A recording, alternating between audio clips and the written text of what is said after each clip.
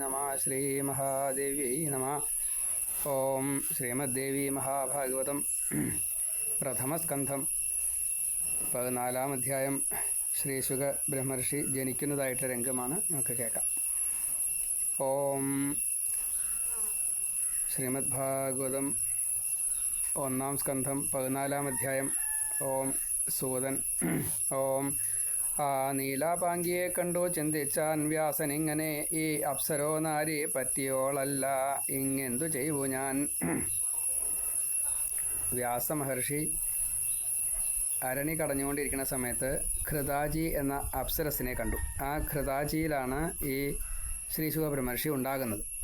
അത് പ്രേരണ മാത്രമേ ഉള്ളൂ, മനസ്സിൻ്റെ പ്രേരണയാണ്. വ്യാസനെ കണ്ടു കഴിഞ്ഞപ്പോൾ ഘൃതാജിക്ക് പേടിയായി. പിന്നെ ഒരു തത്ത രൂപത്തിലായി പറന്നുപോയി എന്നാണ്. അപ്പം തത്തയെ കണ്ടതുകൊണ്ടാണ് ശുകം എന്ന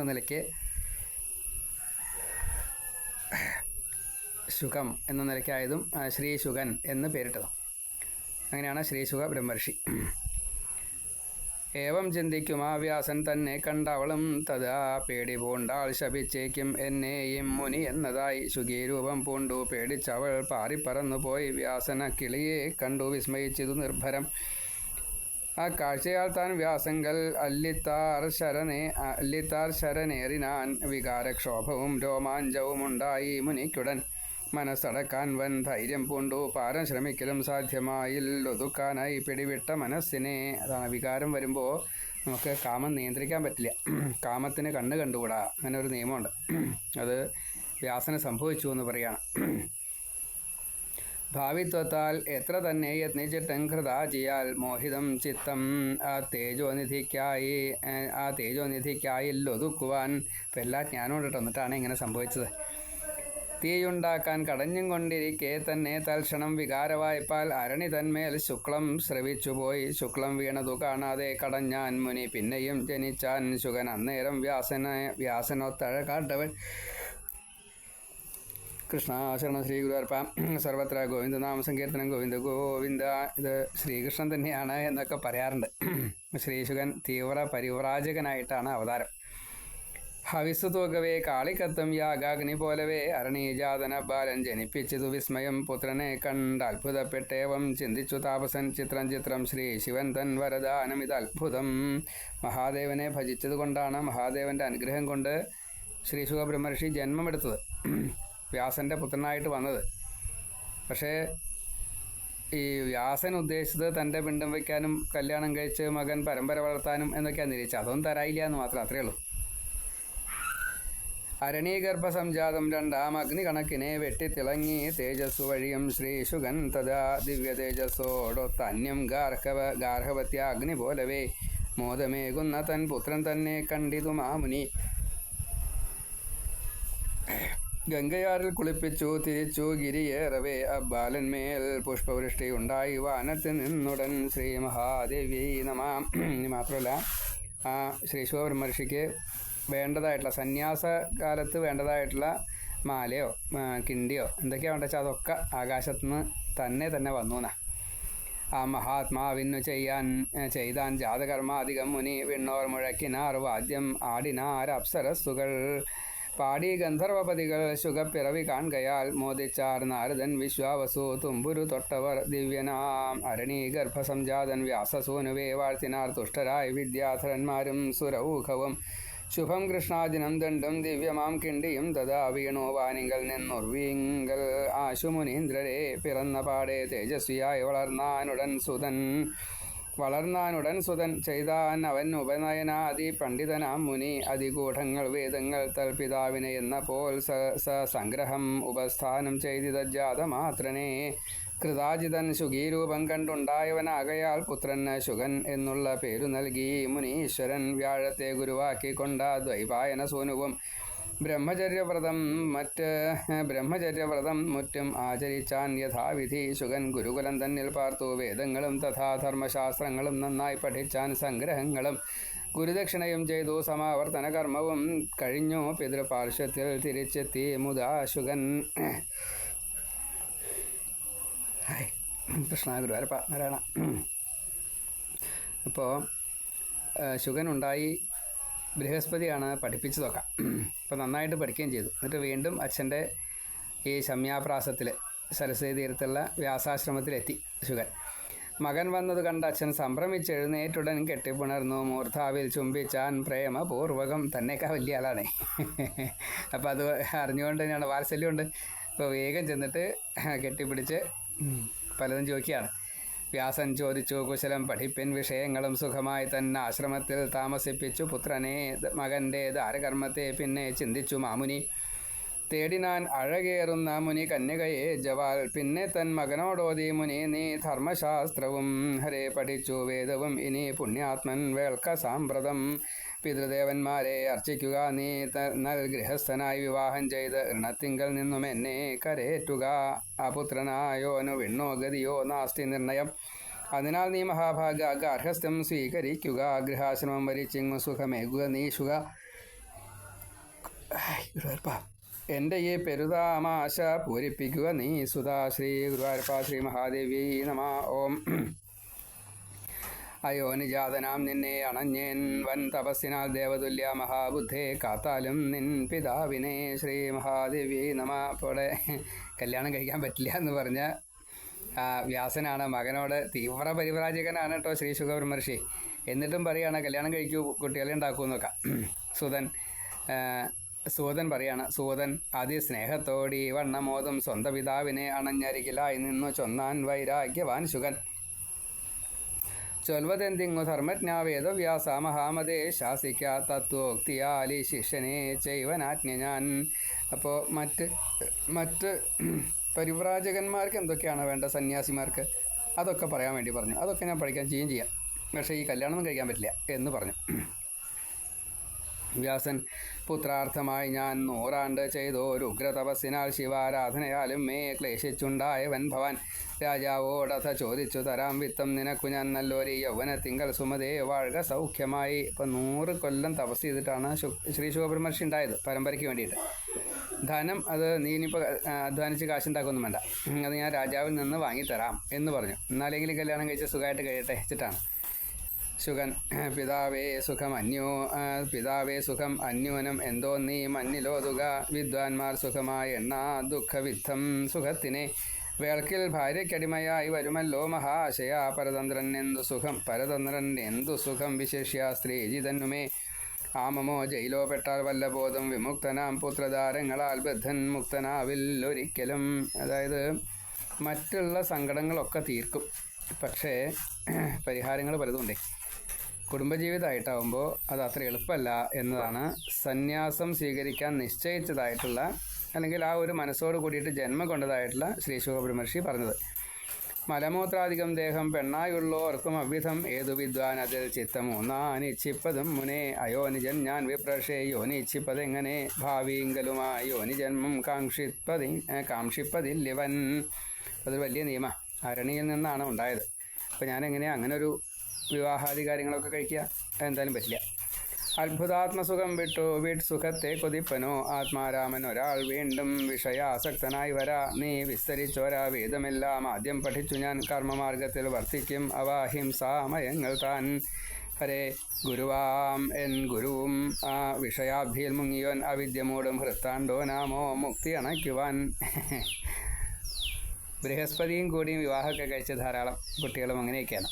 അപ്പോൾ അങ്ങനത്തെ ആളുടെ നിന്നാണ് ഞാൻ ശിക്ഷണമൊക്കെ ഉണ്ടായിട്ടുണ്ട്. അതുകൊണ്ട് എനിക്ക് അതിലിനി താല്പര്യമില്ല, അത് കണ്ട് മടുത്തിറക്കണു ഞാൻ എന്നാണ്. പരരോഗം ചികിത്സിക്കാൻ രോഗിയാം വൈദ്യൻ എന്ന പോൽ. പരിഹാസ്യം ഗൃഹസ്ഥൻ മോക്ഷേച്ചുവൻ ഗുരു എന്നതും. കല്യാണമൊക്കെ കഴിക്കുക, എന്നിട്ട് കല്യാണം കഴിക്കാൻ വേണ്ടിയിട്ട് പറയുക, കല്യാണം കഴിക്കുമ്പോൾ തന്നെ വൈരാഗ്യമാവണം എന്ന് പറയുക. അപ്പോൾ അതെല്ലാം കൂടിയിട്ടാണ് പൊരുത്താവണില്ല അച്ഛാ എന്നാണ്.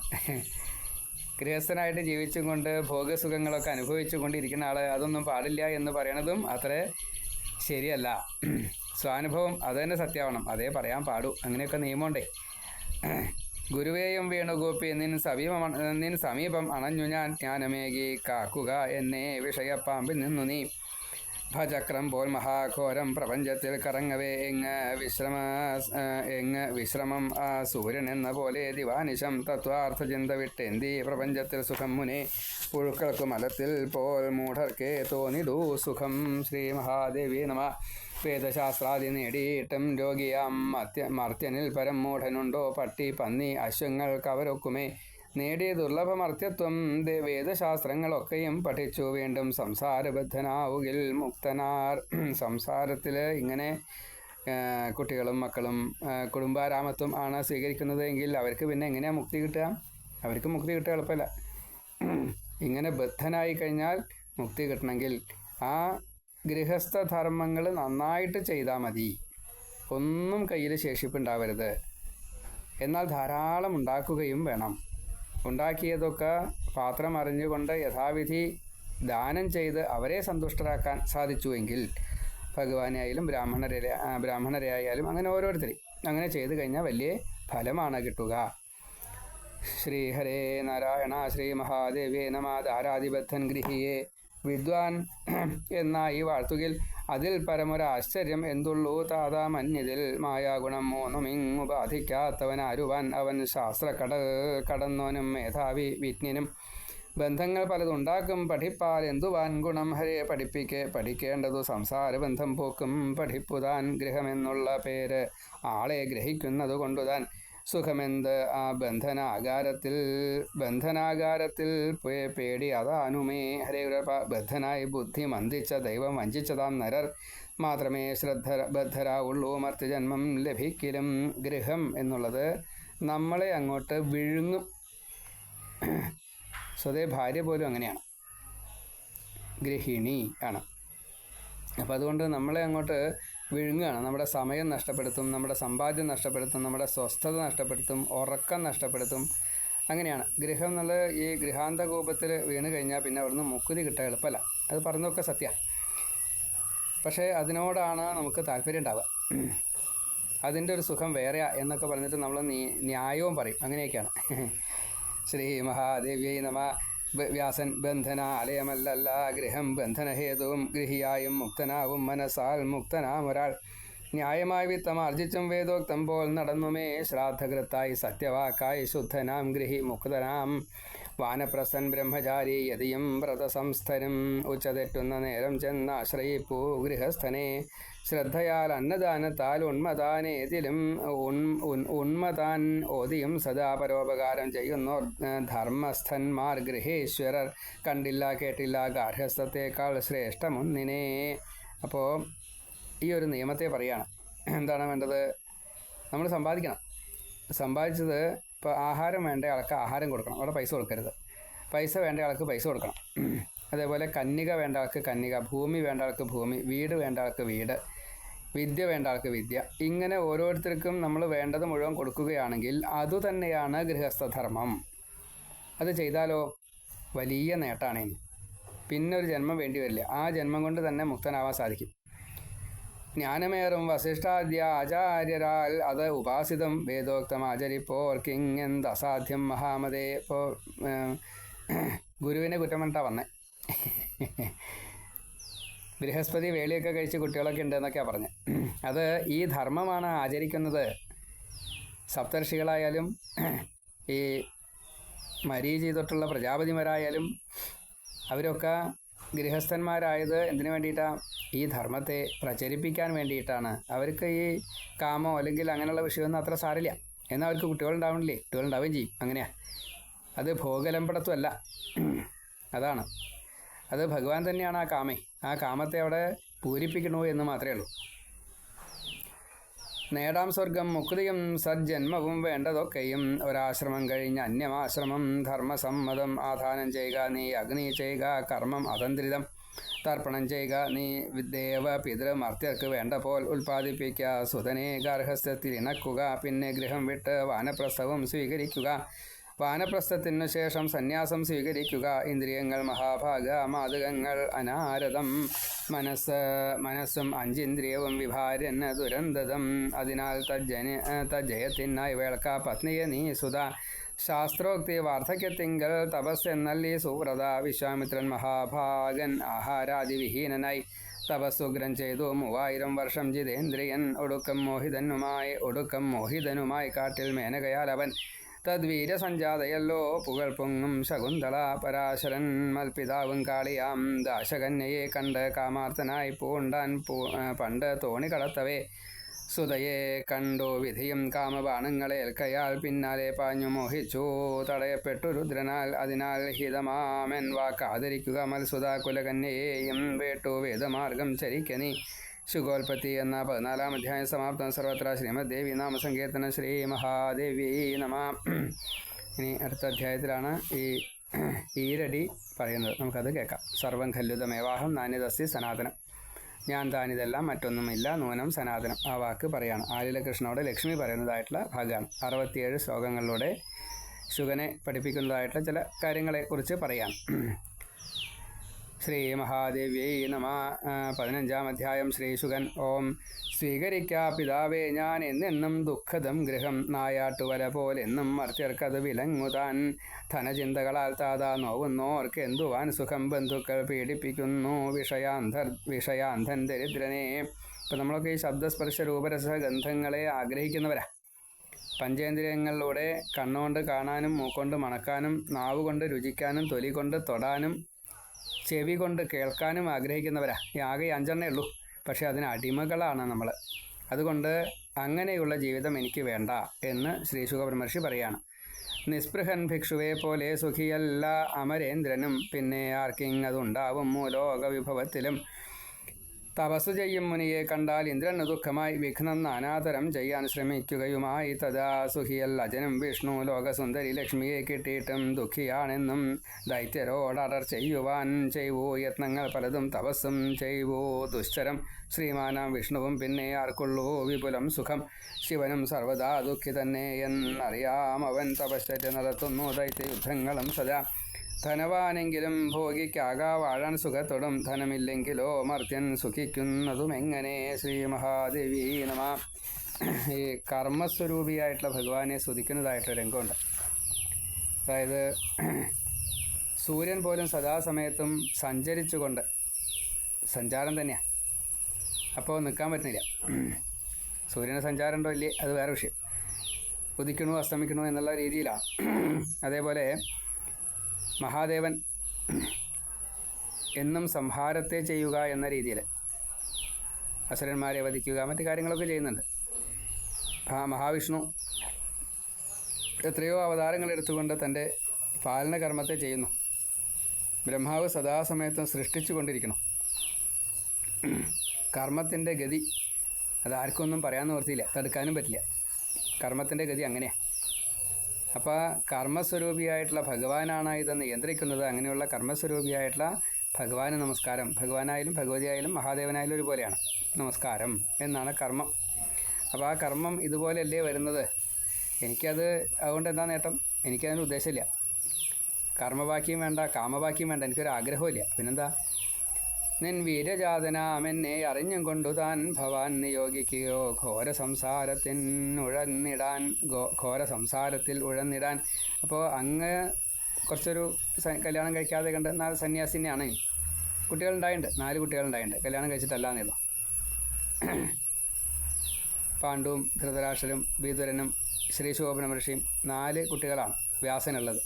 അത് മറ്റുള്ളവരുടെ രീതിയിലാണ് വരിക. അതിൽ സ്ത്രീയിലല്ലാതെ കണ്ടാണ് ശ്രീശുകൻ ഉണ്ടായത്. ജന്മദുഃഖം ജരാദുഃഖം പിന്നെയോ മൃത്യുദുഃഖവും മലമൂത്രമയം ഗർഭാവാസമാം അത്തൽ പിന്നെയും വീണ്ടും വീണ്ടും സംസാരം വരികയാണ്. തീരാ വയ്യ. അതിലും മീതെ താൻ തൃഷ്ണാലോഭ സംജാതമാമഴൽ യാചിപ്പതോ മഹാദുഃഖം മൃതിയേക്കാൾ ഭയങ്കരം. പ്രതിഗ്രഹത്താൽ നാൾ പോകം വിപ്രർ ബുദ്ധിബലങ്ങളാൽ ജീവിപ്പോരല്ല വിത്താശാമരണം താൻ ദിനം പ്രതി. വലിയ പ്രശ്നം. യാചിക്കുന്നില്ല എന്ന് മാത്രമേ ഉള്ളൂ. കിട്ടിയ ദാനങ്ങളൊക്കെ വാങ്ങും. ഇത് പിന്നീട് പ്രാരബ്ധമായിട്ട് മാറും എന്ന് പറയാണ്. അപ്പോൾ പ്രാരബ്ധത്തെ തീർക്കാൻ എന്താ വേണ്ടത്? അതുപോലെയുള്ള ധാർമ്മിക കർമ്മങ്ങളെ നമ്മൾ ചെയ്യണം. എന്തിന് പൈസ ചിലവാക്കിയാലും വിരോധമില്ല. സാത്വികമാവണം. നമ്മിൽ നീക്കിയിരിപ്പ് വേണ്ട. ഒക്കെ ഭഗവത് അർപ്പിതമായിട്ട്, അത് 5-1 നിർബന്ധമായിട്ടും ധാർമ്മിക കാര്യങ്ങൾക്ക്. 5-1 വേണമെച്ചാൽ യശസ്സിനാവാമെന്ന് കൂട്ടുക. 5-1 ബന്ധുക്കൾക്കാവാം. 5-1 ഈ ധനം വർധനയ്ക്ക് വേണ്ടിയിട്ട്. 5-1 സുഖിക്കാൻ. അപ്പം ഇങ്ങനെ ബന്ധുക്കൾക്കൊക്കെ കൊടുത്ത് അവരെ സന്തോഷിപ്പിക്കുകയാണെങ്കിൽ മാത്രമേ, ആവശ്യക്കാർക്ക് ദാനാദി ധർമ്മങ്ങളൊക്കെ ചെയ്താൽ മാത്രമേ ധനത്തിൻ്റെ വിനിയോഗം ശരിയാവുള്ളൂ. അപ്പോൾ അങ്ങനെ വെറുതെ സമ്പാദിച്ചിട്ട് കാര്യമില്ല എന്ന് സാരം. സമ്പാദിക്കുന്നത് എങ്ങനെയാണ് വേണ്ടത്? വിനിയോഗം ശരിയാവണം, അല്ലെങ്കിൽ ഈ സംസാരമാണ് വരിക. വേദശാസ്ത്രാദി സകലം പഠിച്ച ബുധർ കൂടിയും ധനവാനെ സമീപിച്ച് മനഃപൂർവ്വം സ്തുതിക്കയാം. ചിന്തിക്കാനെന്തേകനെങ്കിൽ ഇലാക്കായ കിഴങ്ങുകൾ തിന്നും തൻ വയറെമ്മട്ടും നിറയ്ക്കാം തൃപ്തിയാം വരെ. ഭാര്യയും മക്കളും പൗത്രന്മാരും ചേർന്ന് അതിവിസ്തൃതം കുടുംബം പോറ്റുവാൻ പാരന്തണ്ടം സൗഖ്യവും എങ്ങുവാൻ. ചൊന്നാലും സുഖതം ജ്ഞാനശാസ്ത്രവും യോഗശാസ്ത്രവും ഇല്ലേതും കർമ്മകാണ്ഡത്തിലേതിലും താതാ മേ രുചി. പ്രാരബ്ധം സഞ്ചിതം വർത്തമാനം ഈ മൂവിധത്തിലും കർമ്മക്ഷയം വരുത്താനുള്ളുപായം ചൊല്ലണം ഭവാൻ. അപ്പം അതാണ് ശ്രീ ശുകബ്രഹ്മർഷി പറയാണ്, പ്രാരബ്ധം അത് നമ്മൾ അനുഭവിച്ച് തന്നെ തീരണം. അതിനെ നമുക്ക് എന്തേ ചെയ്യാൻ പറ്റുള്ളൂ?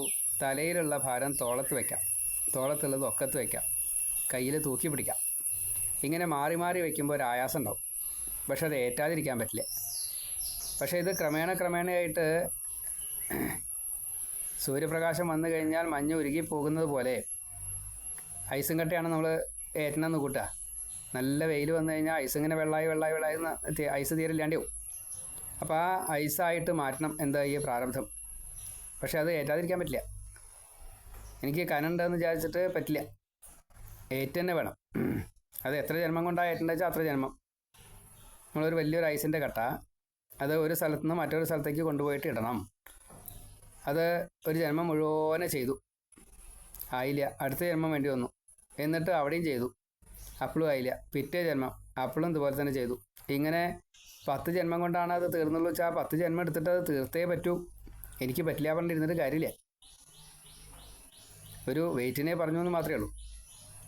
പക്ഷേ ഈ പോകുന്ന വഴിക്ക് മുഴുവനെ ഈ ജന്മം സ്വീകരിച്ചു കഴിഞ്ഞാൽ ഈ ഏറ്റുന്ന ഐസ് വളരെ വേഗം വെള്ളമാവും. സൂര്യപ്രകാശം ഉണ്ടായാൽ മതി. ഉപാസനയാകുന്ന സൂര്യപ്രകാശം, തപസ്സാകുന്ന ചൂട്, തപിപ്പിക്കൽ ഉണ്ടായാൽ മതി. അപ്പോൾ വേഗം ഈ ജന്മം കൊണ്ട് തന്നെ അത് തീർക്കാൻ പറ്റും. 10 ജന്മം കൊണ്ട് തീരേണ്ടത് ഒരു ജന്മം കൊണ്ട് തീരും. അതാണ് ഉപാസനയുടെ ഫലം. അപ്പോൾ അത് എങ്ങനെ തീർക്കാൻ പറ്റുക അതൊന്ന് പറഞ്ഞുതരൂ. പിന്നെ സഞ്ചിതം, ഈ സഞ്ചിതമായിട്ട് എത്രയോ ജന്മങ്ങളിൽ ചെയ്ത് കൂട്ടി വെച്ചതാണ് കൂട്ടി വരിക. അത് ഈ ഉപാസനയുടെ തപസ്സിൻ്റെ ഫലം കൊണ്ട് ഭഗവതിയാൽ അനുഗ്രഹിക്കപ്പെട്ടുകൊണ്ട് ഇതൊരു താപം, നാം അനുഭവിച്ച താപം ഈ സഞ്ചിത പാപത്തെ മുഴുവൻ ഇല്ലാണ്ടേക്കും. അത് മുഴുവൻ ഉരുക്കിക്കളയും, നമ്മളെ ഏറ്റു തന്നെ വേണ്ട. അപ്പോൾ അതിനുള്ള മാർഗം പറഞ്ഞുതരൂ. പിന്നെ വർത്തമാനം, ഇപ്പോൾ കല്യാണം കഴിക്കാതെ ഇരിക്കാനുള്ള മാർഗം പറഞ്ഞുതരൂ.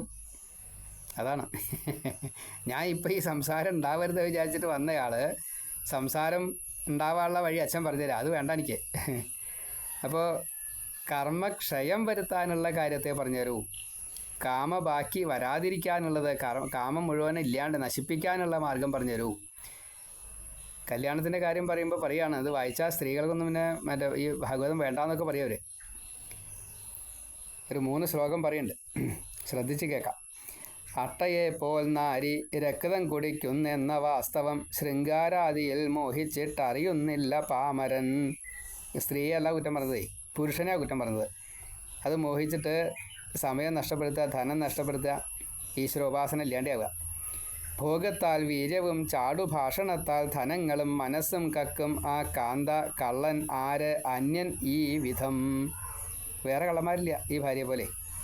നിദ്രാസുഖം നശിപ്പിക്കാൻ ചെയ്വൂദാരപരിഗ്രഹം. കല്യാണം കഴിക്കാത്ത വ്യാസനും കല്യാണം കഴിക്കാത്ത ഈ ശ്രീശുക ബ്രഹ്മർഷിയുമാണ് ഇത് പറയണത്.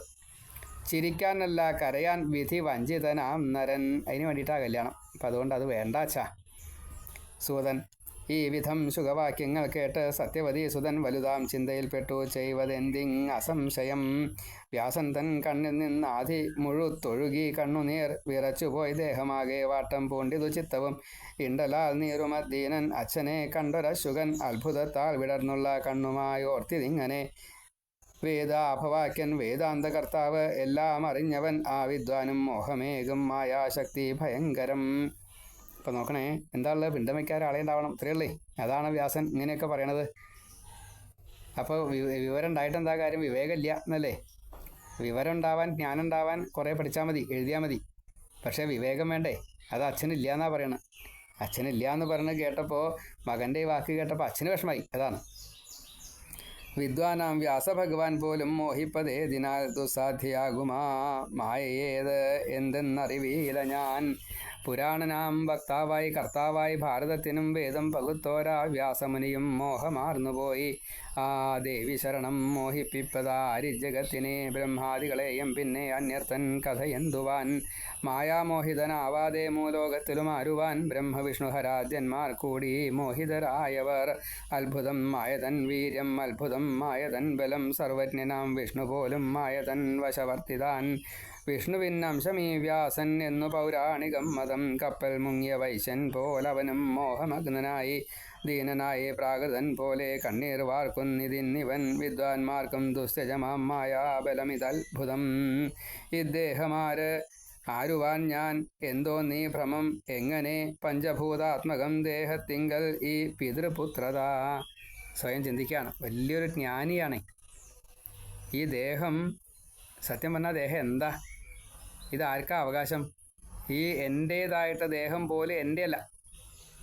എന്നെ ആശ്രയിക്കുന്നവർ ഈ ദേഹത്തിൽ ആധിപത്യം പുലർത്തുന്നു. ഭാര്യയാണെച്ചാൽ ഭർത്താവായിട്ട്, മകനാച്ചാൽ അച്ഛനായിട്ട്, മുത്തശ്ശനാച്ചാൽ പേരക്കുട്ടിയായിട്ട്, ഇങ്ങനെ ഓരോരുത്തർ ശിഷ്യൻ ഗുരുവായിട്ട് കണക്കാക്കണു. അത്രയേ ഉള്ളൂ. വ്യാസർഷി പോലും കണ്ണീർ വാർക്കുന്നതിന്നാർക്കധീനനായി മായികൾക്കും മോഹമേകും ആ മായാ ബലവത്തരം. അപ്പോൾ മായയെ നല്ലോണം മനസ്സിലാക്കിയ ശ്രീശുഖ ബ്രഹ്മർഷിയാണ് ഈ പ്രകാരത്തിൽ അച്ഛനോട് പറയണത്. ഇത് ആത്മഗതം പോലെ പറയാം.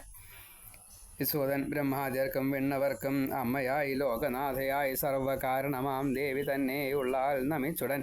ശോകക്കടലിലാണ്ടുള്ള ദീനനാം തൻ പിതാവോടായി അരണീ സംഭവൻ ചൊന്നാൻ ശുഭവാക്യം സഹേതുകം.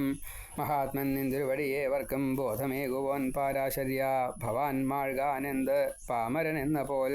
ഇന്നു നിൻ മകനെയുള്ളോൻ മുജ്ജന്മത്തിങ്കലാരുവാൻ നീയാർ ഞാനാർ മഹാത്മാവാം അങ്ങേക്കെന്തീ ഭ്രമം മുനേ. ഇപ്പോൾ ഈ ജന്മത്തിൽ ഞാൻ അങ്ങയുടെ മകനാണ്. കഴിഞ്ഞ ജന്മത്തിൽ ആരായിരുന്നു? അങ്ങാരായിരുന്നു, ഞാനാരായിരുന്നു? തിര്യജാതിയിൽപ്പെട്ടതാണോ, സസ്യജാലങ്ങളിൽപ്പെട്ടതാണോ, ദേവനാണോ, മനുഷ്യനാണോ, ഒന്നും അറിയില്ല. പ്രാണിവർഗമായിട്ട് അതും അറിയില്ല. നരകത്തിലാണോ സ്വർഗത്തിലാണോ ഉണ്ടായിരുന്നത്? അറിയില്ല. ഊർധ്വലോകത്തിലാണോ അധോലോകത്തിലാണോ ഉണ്ടായിരുന്നത്? അറിയില്ല. ഏത് ശരീരം ഉണ്ടായിരുന്നത്? അറിയില്ല. ബന്ധം ഉണ്ടായിരുന്നോ? അറിയില്ല. ഇന്നു നിൻ മകനെയുള്ളോൻ മുജ്ജന്മത്തിങ്കല അരുവാൻ നീയാർ ഞാനാർ മഹാത്മാവാം അങ്ങേക്കെന്തീ ഭ്രമം മുനേ. ഉണർന്നു ധൈര്യം കൈക്കൊള്ളുക വിഷാദിക്കായി ഒരിക്കലും മോഹജാലം ഇതെന്നോർത്തു ശോകമെല്ലാം ത്യജിക്ക നീ. ഉണ്ടാൽ വിശപ്പടങ്ങുന്നു പുത്രനെ കണ്ടടങ്ങുമോ, കുടിച്ചാൽ ദാഹവും തീർക്കുമോ പുത്രദർശനം. നന്മണത്താൽ ഘ്രാണസൗഖ്യം കേൾവിയാൽ കർണസൗഖ്യവും ഭോഗസൗഖ്യം നാരിയാലും ഉണ്ടാം ഞാൻ ചെയ്വതെന്തുതേ. യജ്ഞാർത്ഥം പശുവെ തേടും ഹരിശ്ചന്ദ്ര നൃപന്നഹോ അജീകർത്തൻ കൊടുത്തില്ലേ വില വാങ്ങി സ്വപുത്രനെ. സുഖത്തിൽ സാധനം വിത്തത്താൽ സുഖവൃദ്ധിയും നേടൂ വിത്തം ലോഭിയെങ്കിൽ ഈ പുത്രൻ ചെയ്വതെന്തുതേ. ഇപ്പോൾ പുത്രൻ എന്നൊക്കെ പറഞ്ഞു കഴിഞ്ഞാലേ വിൽക്കാനുള്ളൊരു സാധനം എന്നൊക്കെ കണക്കാക്കാനുള്ളൂ എന്നാ. അങ്ങനെ കണക്കാക്കിയിട്ടുണ്ടെന്നർത്ഥം. അത്ര ജ്ഞാനിയാണ് ഈ ശ്രീശോകമഹർഷി. ഏതാണ് ഗർഭവാസ ഭയത്തിങ്കൽ നിന്നും മോചിച്ചിടും വിധം ബുദ്ധിയാൽ ബോധമിങ്ങേകോ സൂക്ഷ്മജ്ഞൻ നീ മഹാമതേ. ഈ കർമ്മഭൂവിൽ പുണ്യാത്മൻ മർത്യജന്മം സുദുർലഭം. വിശേഷിച്ച് ഉത്തമകുലജാതമാം ബ്രാഹ്മണത്വവും ഭോഗവാസനയിൽപ്പെട്ടു ബദ്ധൻ ഞാൻ എന്ന ബുദ്ധിമേ. മൂത്തോരെ ആശ്രയിച്ചിട്ടും പോകുന്നില്ലുള്ളിൽ നിന്നുമേ. സൂതൻ അപാരബുദ്ധിയാം പുത്രനേവം ചൊന്നപ്പോഴാം മുനി നാലാശ്രമമോരുന്ന ശാന്തൻ മകനോടോദിനാൻ. വ്യാസൻ അപ്പോൾ ഭാഗവതം പഠിക്കൂ, എന്നാൽ കുറേയൊക്കെ സമാധാനമാവും. അതുപോരാ, മിഥിലാ രാജാവിനെ ചെന്ന് കാണൂ, എന്നാൽ കുറേ മനസ്സിലാവും എന്നൊക്കെ താൻ പഠിപ്പിച്ചത് പോരാ, ബൃഹസ്പതി പഠിപ്പിച്ചത് പോരാ, ദേവഗുരുവാണ് പഠിപ്പിച്ചത് പോരാ എന്നൊക്കെ തോന്നുക. അപ്പോൾ ഇവിടുന്ന് മിഥിലയിലേക്ക് നടന്നു പോകുമ്പോൾ വൈജ്ഞാനികം, ഈ വിജ്ഞാനം എന്നൊരു ഇതുണ്ട്, അത് സ്വാനുഭവത്തോട് കൂടിയിട്ട്. അപ്പോൾ ഓരോരുത്തരുടെയും ദുഃഖങ്ങൾ, സുഖങ്ങൾ, പിന്നെ അതാത് സ്ഥലങ്ങളിലെ വാസം, അതിൻ്റെ പ്രത്യേകതകൾ, അങ്ങനെ പലതും കാണാൻ സാധിച്ചു എന്നാണ്. ഈ നാനാത്വം മുഴുവൻ ആ യാത്രയിൽ അനുഭവിച്ചു. അപ്പോൾ വിജ്ഞാനം കിട്ടി. പരീക്ഷണങ്ങൾ കുറേ ഉണ്ടായി വിദർഭയിൽ ചെന്ന് കഴിഞ്ഞപ്പോൾ. അതൊക്കെ ഈ തീവ്ര പരിവ്രാജകൻ ആയിട്ടുള്ള ശ്രീശുഖ ബ്രഹ്മർഷിക്ക് ഗുണമായിട്ട് വരാണ്ടായി. ഇതിനോട് വിരക്തി വരാണ്ടായത്. വ്യാസൻ ഉദ്ദേശിച്ചത് അതല്ല. ഇത് കണ്ടു കഴിഞ്ഞാൽ ആകർഷകം വരും എന്നാണ്, ആകർഷണം വരുന്നതാണ്. പക്ഷേ ഉണ്ടായില്ല. വ്യാസൻ മഹാമതേ പഠിച്ചാലും ഭവാൻ ഭാഗവതം ശുഭം വേദതുല്യം ഞാൻ രചിച്ച പുരാണം നാതിവിസ്തരം. ഞാൻ വിസ്തരിക്കാതെ കണ്ടാണ് പുരാണം എഴുതിയെന്ന്. എല്ലാറ്റിൻ്റെയും സാരമായിട്ട് എഴുതിയിരിക്കുക. 54 പുരാണത്തിൻ്റെയും സാരമുണ്ട്, വേദത്തിൻ്റെ സാരമുണ്ട്, ശാസ്ത്രത്തിൻ്റെ സാരമുണ്ട്, എല്ലാം ഉണ്ട്. ഇതിഹാസം, മറ്റേ ഉപനിഷത്ത്, ഇതിൻ്റെയൊക്കെ സാരമുണ്ട്. അതുകൊണ്ട് അത് പഠിച്ചോളൂ. 12 ഉദാഹരണം, അതിൽ സ്കന്ധം 5 ലക്ഷണമൊത്തതും അത് മറ്റ് പുരാണങ്ങളെക്കാൾ ശ്രേഷ്ഠം. ഇതെന്മതം സദസജ്ഞാന വിജ്ഞാനം. കേട്ടാൽ തന്നെ ജനിച്ചിടും ആ ഭാഗവതം. ഇന്നിങ്ങ് പഠിച്ചാലും മഹാമതേ. അങ്ങൊരു കാര്യം ചെയ്യൂ, ഭാഗവതം പഠിക്കൂ, ദേവീ ഭാഗവതം പഠിക്കൂ എന്നാണ് പറഞ്ഞത്. 5 ലക്ഷണങ്ങളോട് കൂടിയിട്ട് ദേവീ ഭാഗവതമാണ്. അപ്പോൾ എന്താ ഭാഗവതം എന്ന് പറയാൻ വേണ്ടിയിട്ടാണ് ഈ ഭാഗവതത്തിൻ്റെ ഉത്ഭവം എങ്ങനെ, അത് ഒരു ഈരടിയാണ്. ആ ഈരടി എങ്ങനെ ഉണ്ടായി എന്ന് പറയാൻ വേണ്ടിയിട്ടാണ് അടുത്ത ശ്ലോകം മുതൽ ഇനി അതങ്ങോട്ട് പറയണത് എന്ന് സാരം.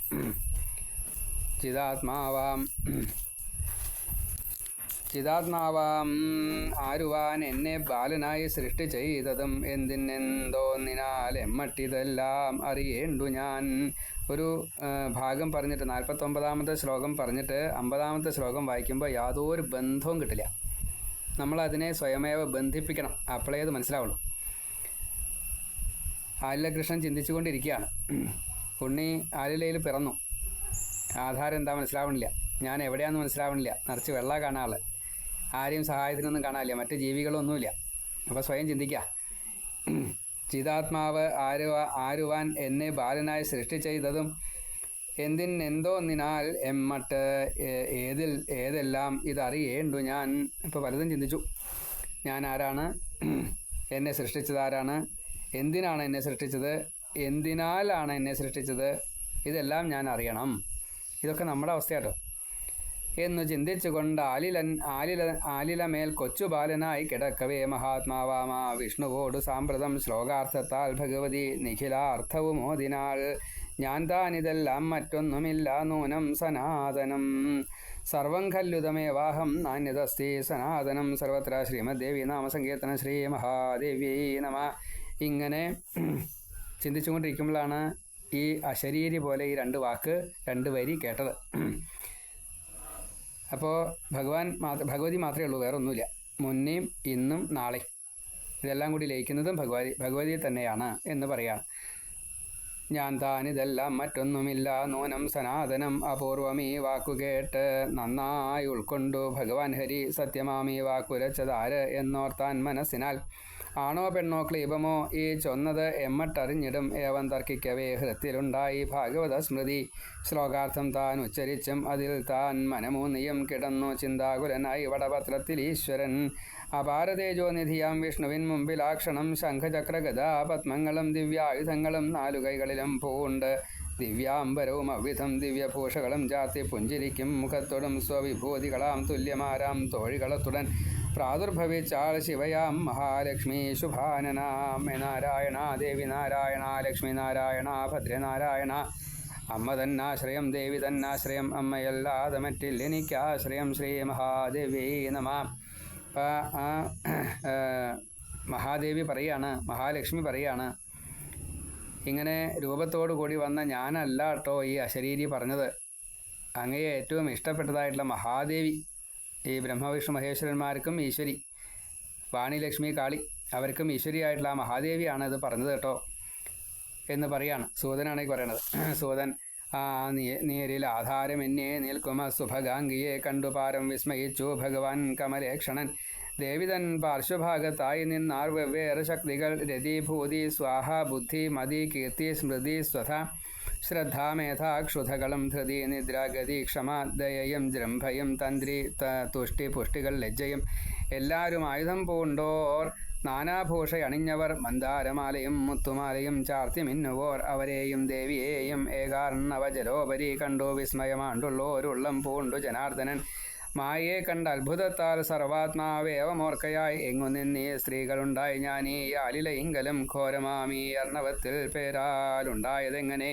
ചാരു സർവാംഗനാം എന്നെ ബാലനായി ഇങ്ങു വെച്ചതാർ ഇവളെന്നമ്മയോ ദുർവിഭാവ്യാം വല്ലമായയോ എന്തു ഹേതു എന്തു ഹേതുവിത് ആര് ഇങ്ങി ദർശനം തന്നതിന്നുമേ എന്തോതേണ്ടു വല്ലപാടും പോയാലോ വേണ്ട ഞാൻ സ്വയം മിണ്ടാതിങ്ങു കിടന്നേക്കാം കുട്ടിയെപ്പോൾ നിരാകുലം ശുഖവൈരാഗ്യം എന്ന 15-ാം അധ്യായം സമാപ്തം. സർവത്ര ശ്രീമദ്ദേവി നാമസങ്കീർത്തനം. ശ്രീ മഹാദേവ്യൈ നമഃ.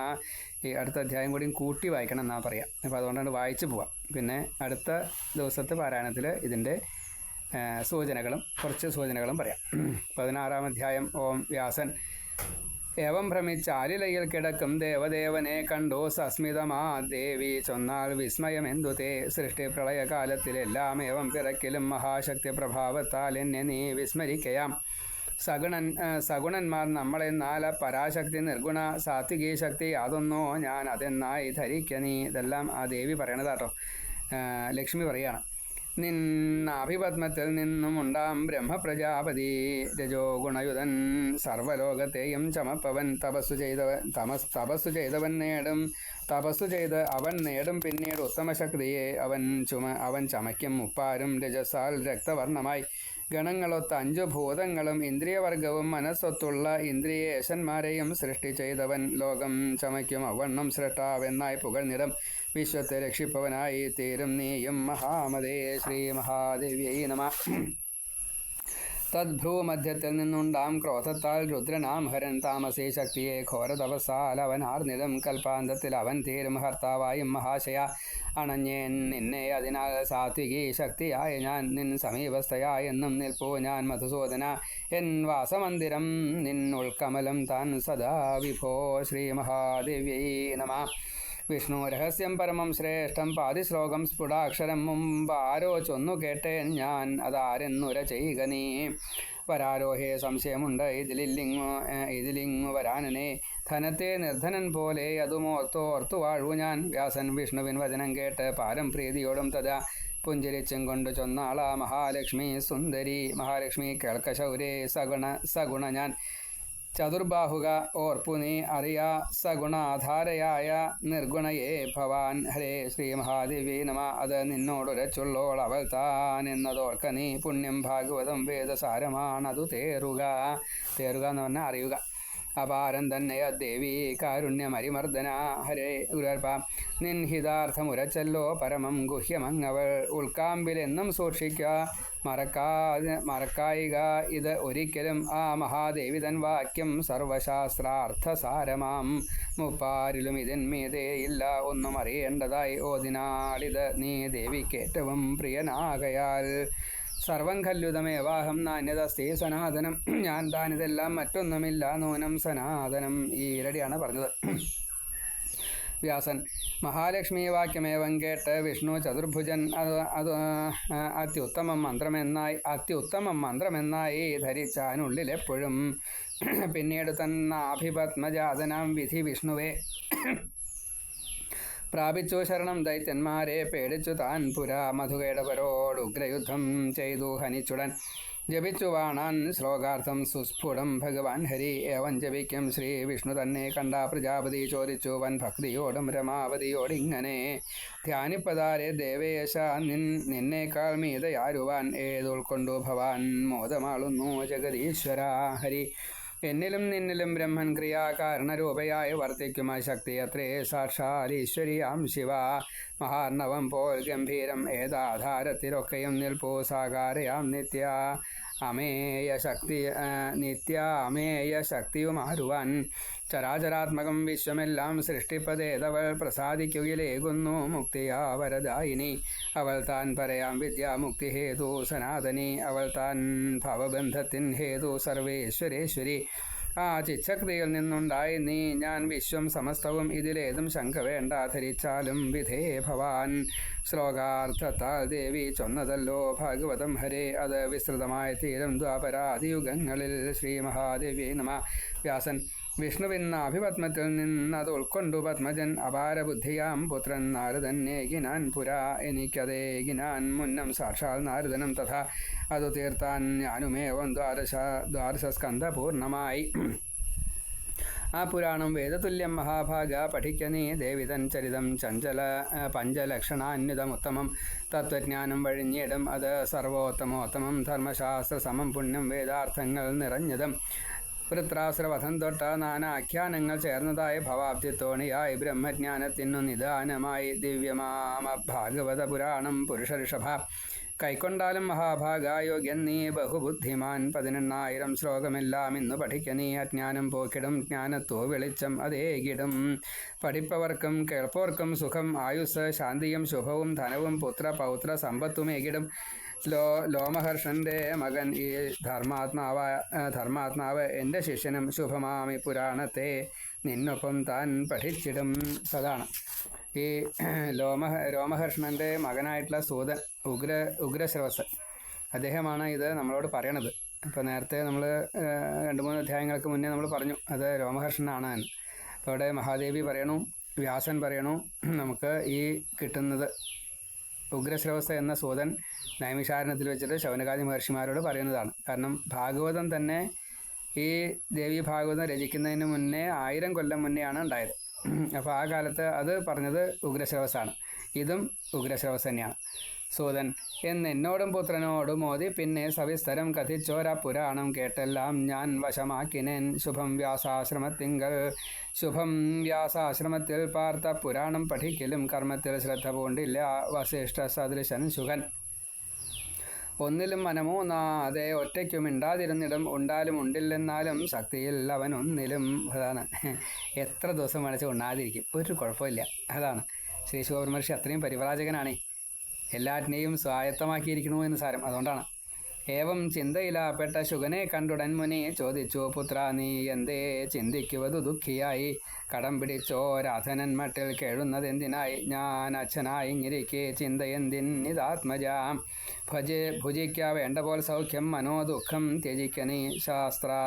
ശാസ്ത്രജ്ഞാനം നിരൂപിച്ചു വിജ്ഞമാക്കുക ഹൃത്തിനെ. നിൻ മനസ്സിൻ വചസാൽ ശാന്തി കിട്ടാകിൽ ആത്മജ. പോക നീ ജനകൻ വാഴും മിഥിലാപുരിയിൽ ദ്രുതം. ആ മന്നൻ ജനകാഭിഖ്യൻ വിദേഹൻ സത്യസാഗരൻ ധർമാത്മാവ് ആശു നിൻമോഹമെല്ലാം പോക്കും മഹാമതേ. ആ ഭൂപനെ സമീപിച്ച് നിവർത്തിക്കുക ശങ്കകൾ ഗ്രഹിക്ക വർണ്ണാശ്രമധർമ്മങ്ങളും നീ യഥാതഥം. ജീവൻ മുക്തൻ സത്യവാദി നിർമ്മലൻ ബഹുശാന്തനും യോഗിയും യോഗരഥനുമാണ് ആ ബ്രഹ്മജ്ഞനാം നൃപൻ. സൂതൻ തേജോമയൻ വ്യാസനേവൻ ചൊന്നു കേട്ടപ്പോഴ ശുഗൻ മഹാതേജസ്വി അരണീ സംഭവൻ ചൊന്നിതിങ്ങനെ. ശ്രീ ശുഗൗവാച, ശുഗൻ പറയാണ്, ഫള്ളാണിതെന്നു തോന്നുന്നു ധർമാത്മൻ ചിത്തതാരിൽമേ. നാടുവാഴുകയോ ജീവൻ മുക്തനായോൻ സുഖത്തൊടും ബന്ധിക്കു മകനോ രാജ്യം ഭരിപ്പതു വിദേഹനോ. ആശ്ചര്യവും സംശയവുമുണ്ടെനിക്കിതിലെത്രയും. ഹരേ കാണാൻ ഇച്ഛിപ്പു ഞാൻ താതാ വിദേഹ നൃപവര്യനെ. നേരിൽ താരില പോൽ സംസാരത്തിൽ നിൽക്കുവതെങ്ങനെ? വിദേഹനെ പറ്റിയവും പാരമുണ്ടിങ്ങു സംശയം. ബൗദ്ധർക്കെന്നതുപോൽ മോക്ഷം വേറെയോ പണ്ഡിതോത്തമ? അഭുക്തമാകുമോ ഭുക്തം അകൃതം കൃതമാകുമോ? ഇന്ദ്രിയ വ്യാപാരമില്ലാതിരിക്കുന്നതും എങ്ങനെ? അമ്മ പുത്രൻ ഭാര്യ പെങ്ങൾ വേശ്യ എന്നീ വിവേചനം ഇല്ലെന്നോ? പിന്നെ ഉണ്ടെങ്കിൽ ജീവൻ മുക്തത എങ്ങനെ? എരിവും പുളിയും കയ്പും ഉപ്പും തൊട്ട രസങ്ങളെ നാവറിഞ്ഞിടും എന്നാകിൽ ഭുജിക്കും ഭോഗസൗഖ്യവും. ശീതോഷ്ണ സുഖ വിജ്ഞാനം ഒരാൾക്കുള്ളൊരു നാൾ വരെ താതാ മുക്തത്വം എമ്മട്ടിൽ ഇതുതാൻ എൻ്റെ സംശയം. കള്ളനെയും യോഗിയെയും തുല്യനായി കാൺമതെങ്ങനെ? ബുദ്ധിയിൽ ഭേദമുണ്ടെങ്കിൽ പിന്നെ മുക്തത എങ്ങനെ? കണ്ടില്ലിതേവരെ ജീവൻ മുക്തനാമൊരു മന്നനെ. മുക്തനോ ഗൃഹിയാം ഭൂപൻ ഇതൻ വലിയ സംശയം. ഹരേ പെരുതാമിച്ഛയുണ്ടൊന്നു കാണാനാ നൃപവര്യനെ. സംശയത്തിന് നിവൃത്തിക്കായി പോകുന്നേൻ മിഥിലയ്ക്കു ഞാൻ. പുരാണോപദേശം എന്ന 16-ാം അധ്യായം സമാപ്തം. സർവത്ര ശ്രീമദ്ദേവി നാം സങ്കീർത്തനം. ശ്രീ മഹാദേവ്യൈ നമഃ. ഇപ്പോൾ 922 ശ്ലോകങ്ങൾ നമ്മൾ പാരായണം ചെയ്തു. 16 അധ്യായം 1-ാമത്തെ സ്കന്ധത്തിൽ പാരായണം ചെയ്തു. ഇനി 17-ാം അധ്യായം മുതൽ അത് ശ്രീശുഗൻ മിഥിലാപുരിയിലേക്ക് യാത്രയാകുന്നതാണ്. അപ്പോൾ ആ സമയത്ത് ഇപ്പോൾ 16-ാമത്തെ അധ്യായം വായിച്ചത് ഒന്ന് സ്മരിക്കുകയും ചെയ്യാം. സർവത്ര ശ്രീമദ്ദേവി നാമ സങ്കീർത്തന. ശ്രീ മഹാദേവ്യൈ നമഃ.